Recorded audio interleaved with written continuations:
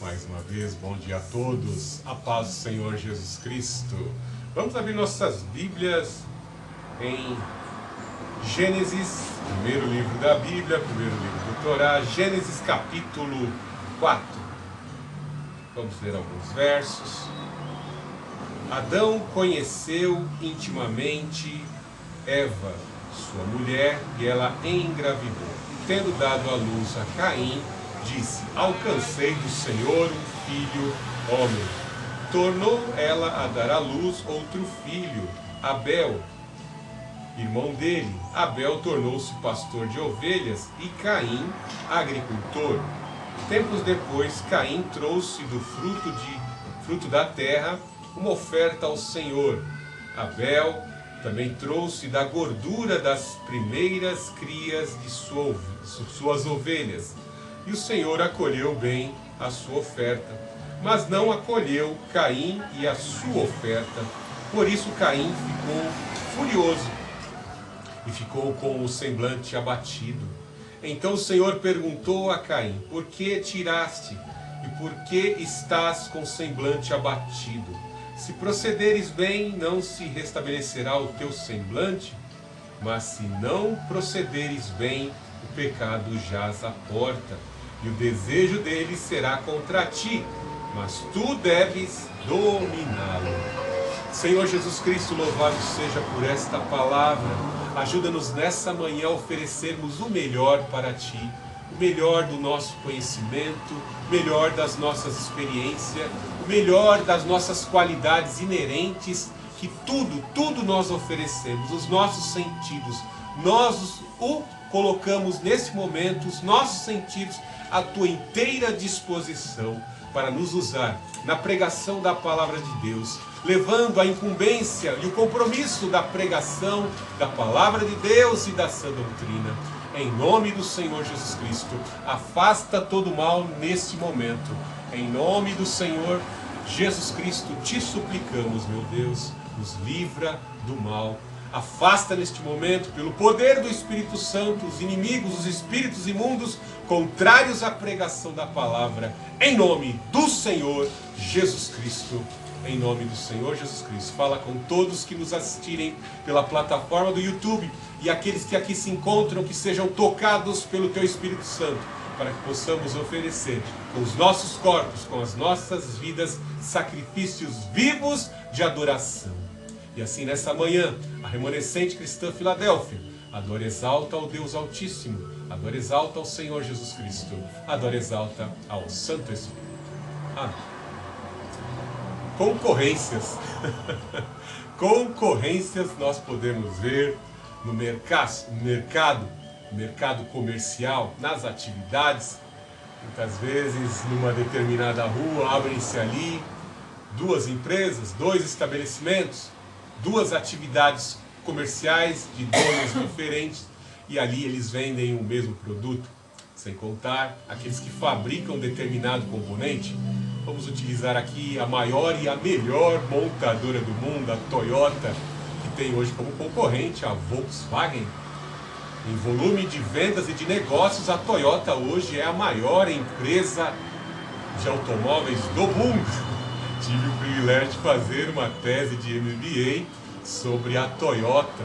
E realmente a Toyota rompeu com todos os paradigmas, com todas as estagnações, e trouxe melhorias e aperfeiçoamentos ao Fordismo.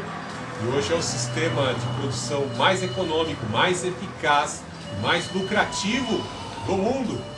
A Volkswagen vem ali também trazendo grandes automóveis, e a concorrência é grande, né? Eles investem em marketing, investem em divulgação, em busca de conquistar fatias do mercado de consumo. Existe uma concorrência que é saudável, né? Porque existem leis que regulamentam as atividades econômicas. Não podemos fazer concorrência desleal.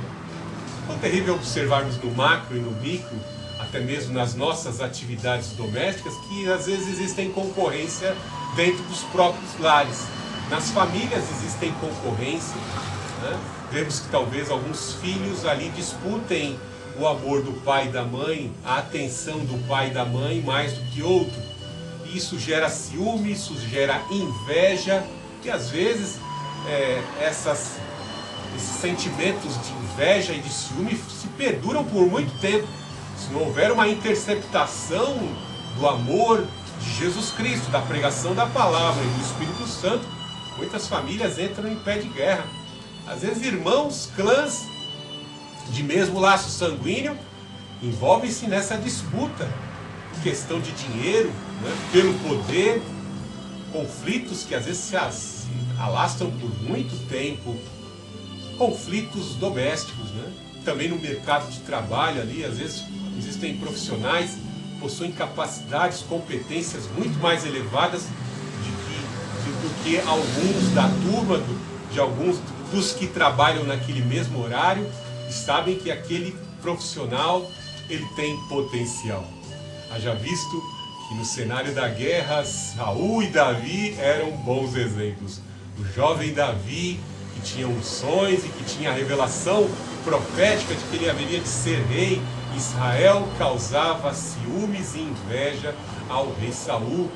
E foi por conta desta inveja obcecada que Saul acabou perdendo o seu reino. Deixou de dedicar-se a derrotar os inimigos de Israel. Os inimigos foram crescendo e ele acabou encontrando a morte. Acabou ali se suicidando em Gilboa por conta de não atentar às suas necessidades essenciais, urgenciais da sua sobrevivência como filho de Deus, como rei e filho de Deus, e acabou tirando a sua vida. Usei esses 4 exemplos para nos mostrar que concorrência ela está diante dos olhos do nosso Deus. Toda essa concorrência acirrada no mundo capitalista, dentro das universidades, dentro das famílias, no mercado de trabalho.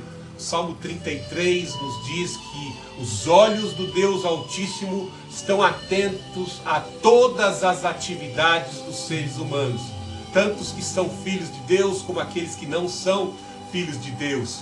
Nosso Deus é onisciente, é onipresente, Ele é onipotente. Ele está presente em todas as atividades. E aqui no capítulo 4, o Espírito Santo leva a Moisés a descrever com muitos detalhes esta concorrência que vai gerar inveja, que vai gerar ciúme e que vai gerar o primeiro assassinato na terra. Como vemos aí, Adão conheceu intimamente Eva. Então logo Adão e Eva saíram ali banidos do jardim. Eles tinham a incumbência, como todas as criaturas, seres viventes, de sexo masculino e feminino, de encher a terra, multiplicar.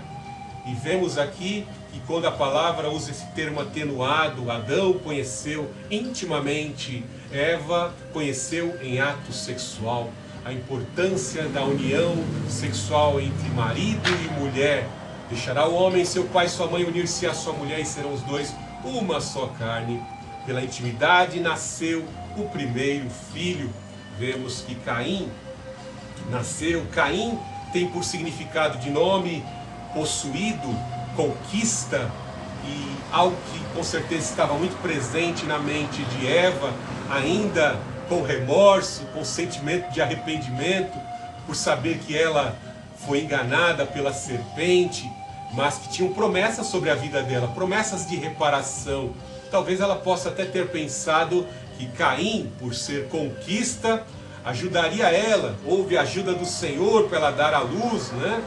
E assim, novos sentimentos, novas experiências, experiência de ser mãe, pois Eva significa aquela que dá vida, que gera vida, uma vida se desenvolve dentro dela por meio da junção da célula masculina e feminina. Novas experiências foram concedidas a Eva, e os nomes que nós vemos na palavra de Deus, eles estão muito correlacionados a essas experiências, tanto pessoais como também espirituais, ou seja, a experiência que eles tinham com Deus, na situação, no momento em que estavam vivendo. Ela tinha esperança, ela tinha esse sentimento de conquistar o que havia perdido, da reparação, de uma espécie de redentor, de um Messias redentor, pois havia uma promessa de que o filho dela pisaria a cabeça da serpente. Depois você veja Apocalipse capítulo 12, que o filho da mulher pisou a cabeça da serpente, do dragão, diabo, Satanás, que enganou o casal no paraíso. Ela deu à luz: alcancei do Senhor um filho homem, um filho varão. Ou seja, alcançou aquilo que a promessa de Deus. E aí veja que ela torna a dar à luz novamente no verso 2. Tornou ela a dar à luz outro filho, Abel, irmão dele. Abel tornou-se pastor de ovelhas e Caim, agricultor. Vemos que Abel significa vapor, né? Sopro de vida. Com certeza, talvez ela esteja ali observando, quando nasceu o segundo filho, Abel, o sopro de vida, aquele pequenino ali respirando, e ela ali deu o nome de sopro vapor. Ela viu o ar saindo, respirando, ela gerando vida, pois o nome dela era inerente àquela que dá a vida. E vemos que já começaram a se desenvolver as primeiras atividades. Havia um juízo terrível de Deus por conta do pecado, maldita seria a terra por conta do pecado. E vemos que agora esta família que estava crescendo, pois havia uma ordem de Deus, né? Vemos ali em Gênesis 5:4 que Adão e Eva tiveram filhos e filhas. Imagine que Adão aí viveu 930 anos, se não me falha a memória. Imagine que ele teve muitos filhos e filhas depois de Caim e Abel. E eles já começaram a desenvolver ali as primeiras atividades. Caim começa a trabalhar a terra, cultivar a terra. Ele também possuía animais para exercer força e arar a terra, trabalhar a terra.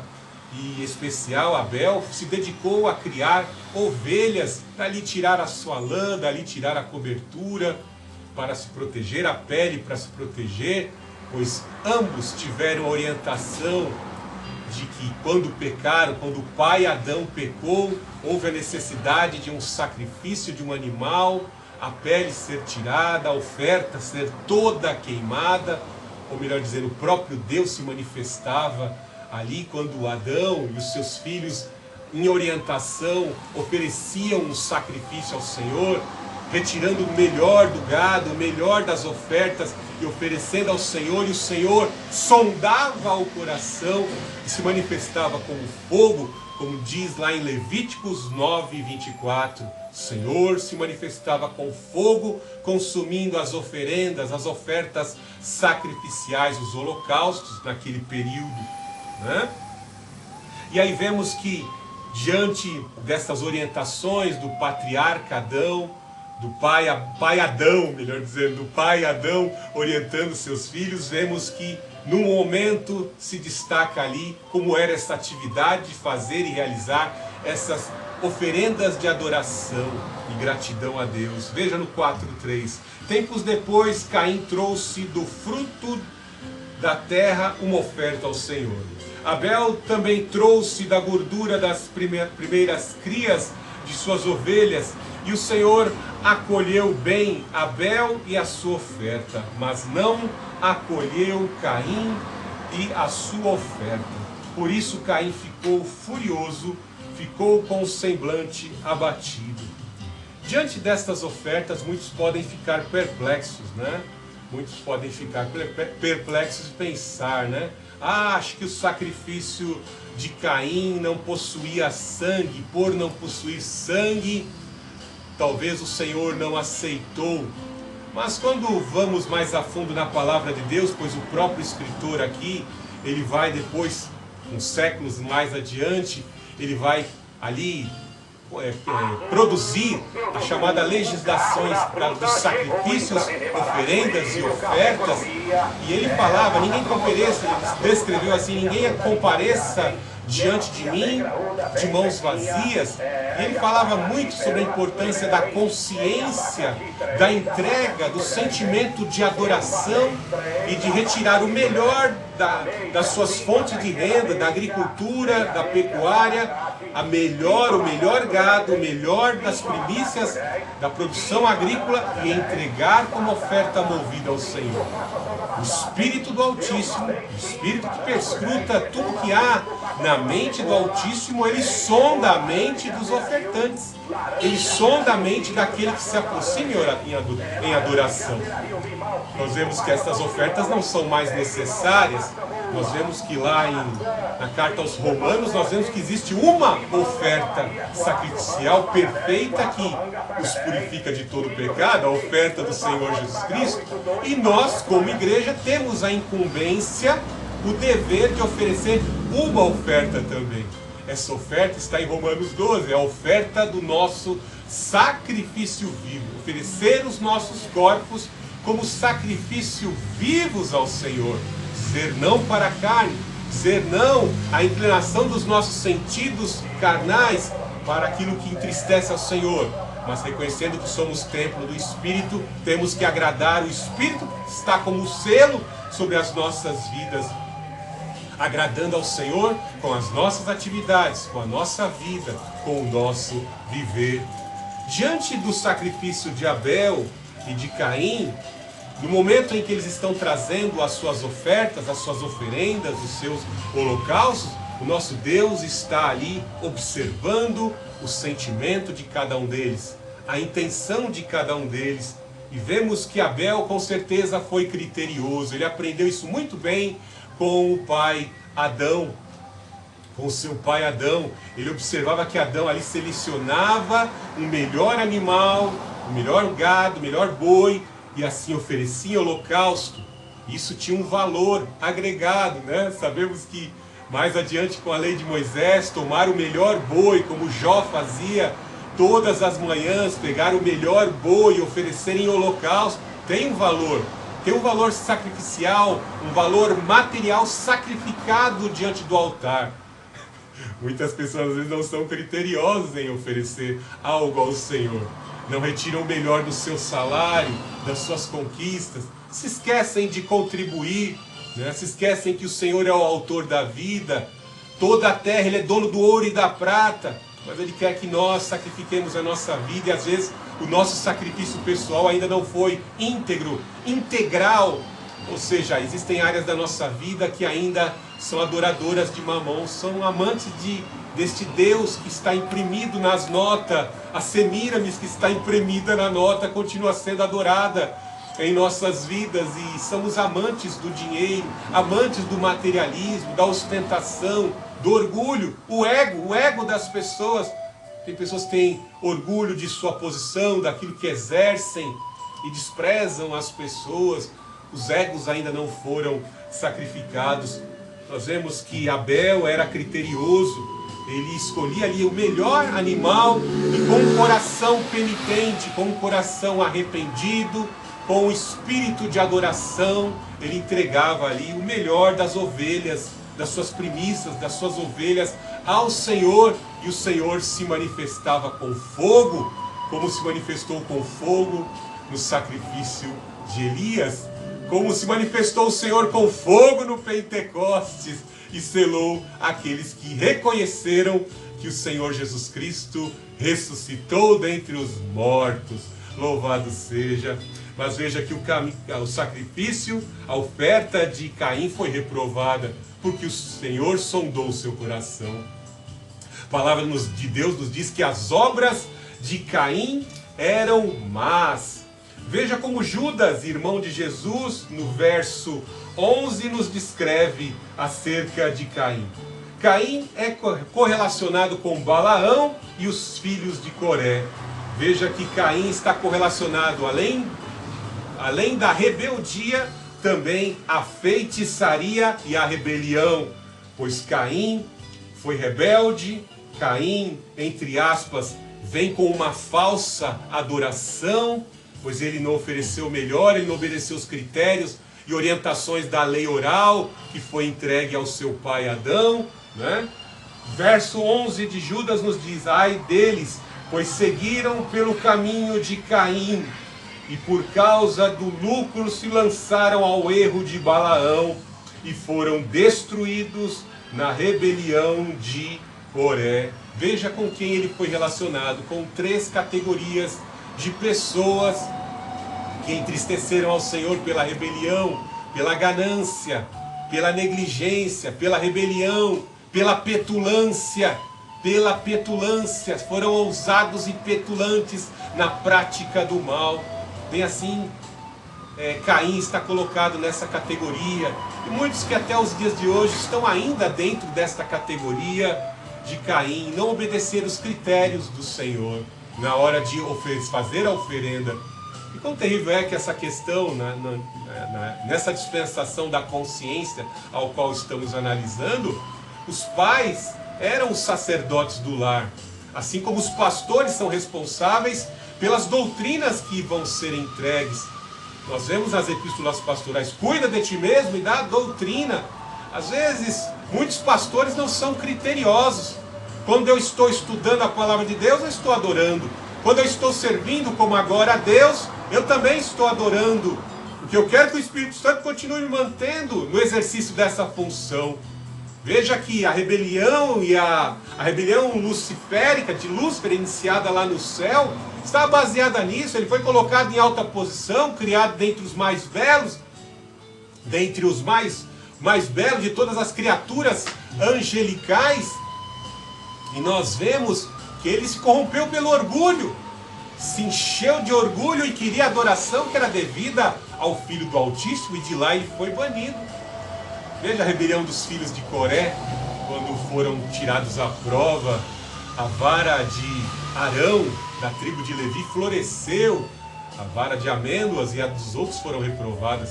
Veja que a tribo de Ruben e dos filhos de Coré ali eram rebeliosos por serem filhos do primogênito de Abraão. Eles queriam ostentar o poder e o controle do aparelho religioso sacerdotal, mas Deus confirmou. A nuvem de glória confirmou a manifestação da glória de Deus, do Shocã se manifestou, e a vara de Arão floresceu, e assim Arão foi confirmado a ele o sacerdócio de oferecer sacrifícios e incenso ao Senhor. Então não podemos ser rebeldes, não podemos resistir ao Espírito Santo, temos que obedecer a palavra de Deus. Agradamos a Deus em obedecer a sua palavra, por mais que o ministério não seja grande, por mais que os resultados, os métodos e as atividades estejam dando resultados muito elevados, muita gente está seguindo, não significa que os critérios da lei e da palavra de Deus estejam sendo obedecidos, porque às vezes estão se utilizando táticas e estratégias que não são legítimas e que não encontram fundamentação na palavra de Deus. Então, Deus está sondando as nossas atividades no altar, no serviço que estamos exercendo, como pais, como servo de Deus, o nosso testemunho, o nosso falar, o nosso agir. O nosso Deus está nos sondando, Ele vê as nossas intenções. Se existe intenção nociva, se existe uma intenção de prejudicar, né? E aí vemos que o Senhor que sonda os corações vai falar. Veja que o fogo consome a oferta de Abel, mas o Senhor não se manifesta na oferta de Caim, que ofereceu ali o produto da sua lavoura. Veja no verso 6. Então o Senhor perguntou a Caim: por que tiraste? E por que estás com semblante abatido? Veja que o Senhor vai de encontro àquele que está em pecado, assim como o Senhor vem e estimula aquele que está na prática de boas obras, como na igreja de Filadélfia. Pessoal, continuem, perseverem na prática de boas obras, que vocês terão galardões, memoriais eternos na Nova Jerusalém. Veja que o Espírito de Deus, o Deus Altíssimo, o mesmo Deus que ali conversava com Adão na virada do dia ali, e que buscava o relatório das atividades de Adão no paraíso, ele vai de encontro ao filho que está ali com o coração enciumado. Por que você está irado? Veja que existe um sentimento de ira dentro de Caim.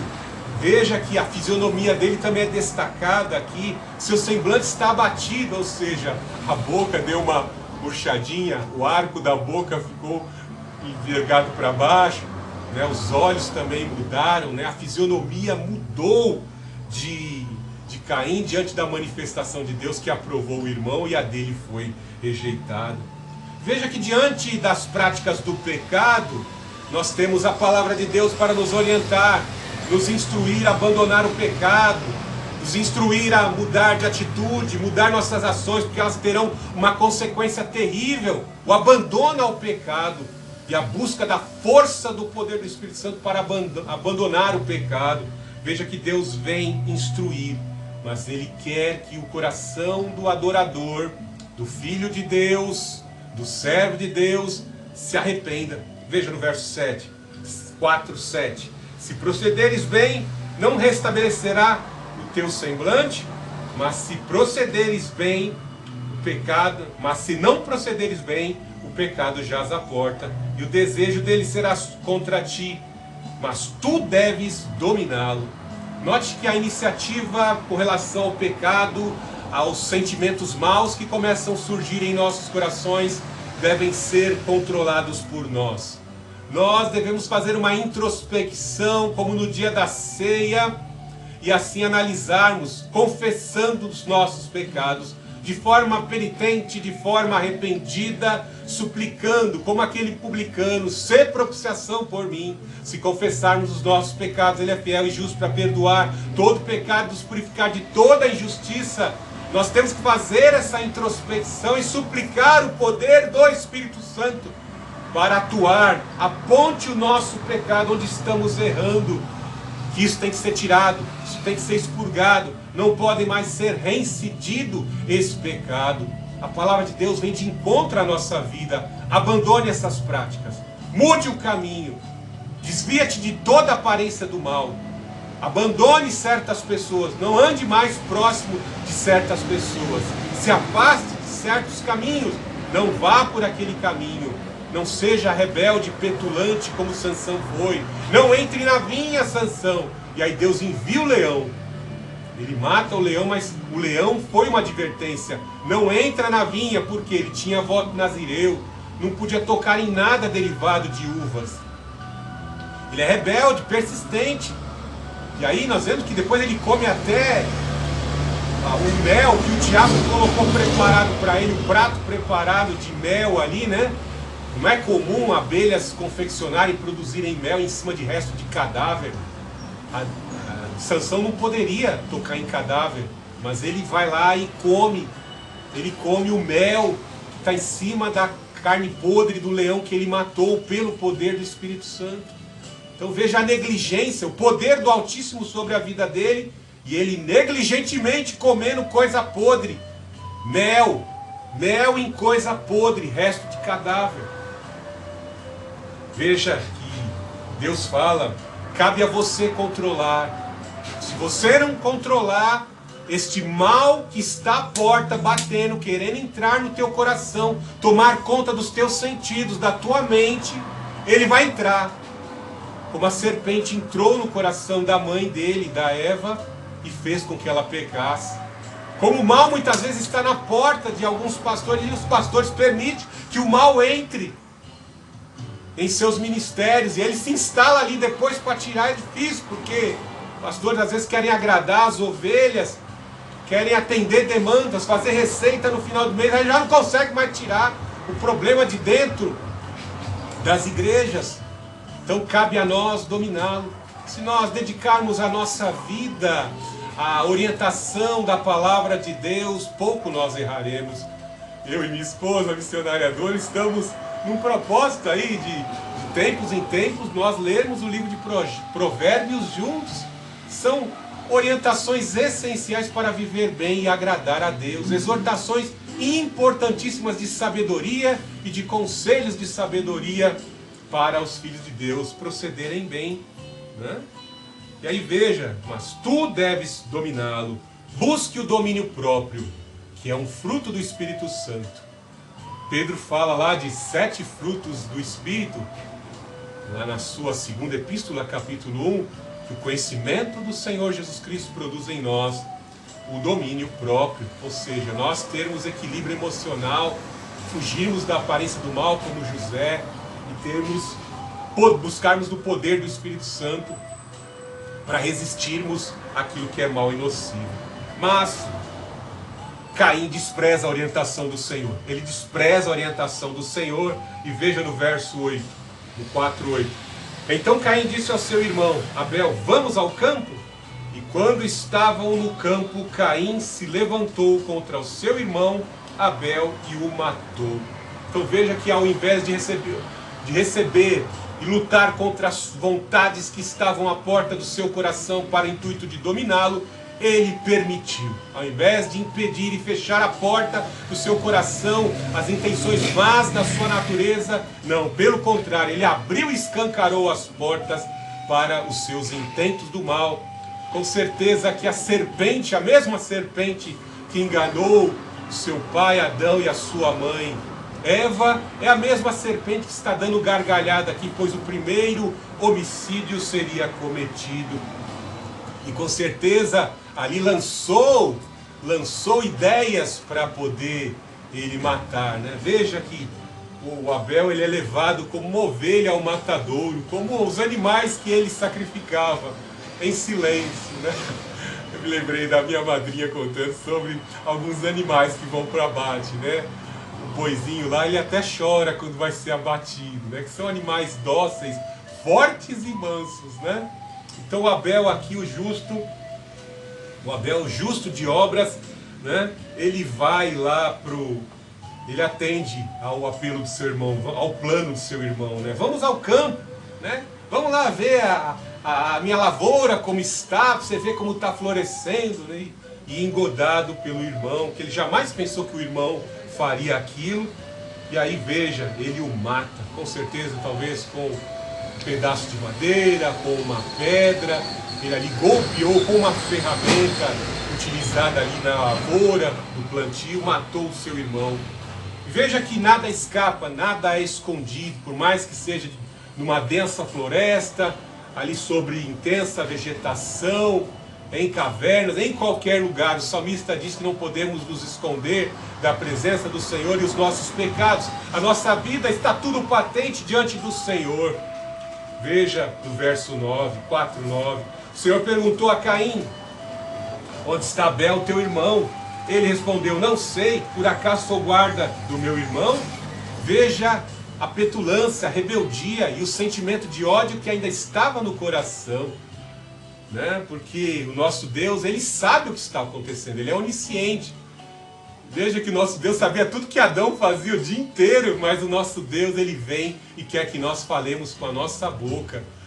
Deus queria que Adão falasse com a sua própria boca o relatório de tudo que ele havia aprendido. E bem assim, nas atitudes más, né? Quando Adão comeu o fruto, sentiu vergonha, aí pulou para dentro da vegetação ali, para fugir da presença do Senhor, pois estava com vergonha. Veja que o Abel, o Caim, não está com vergonha.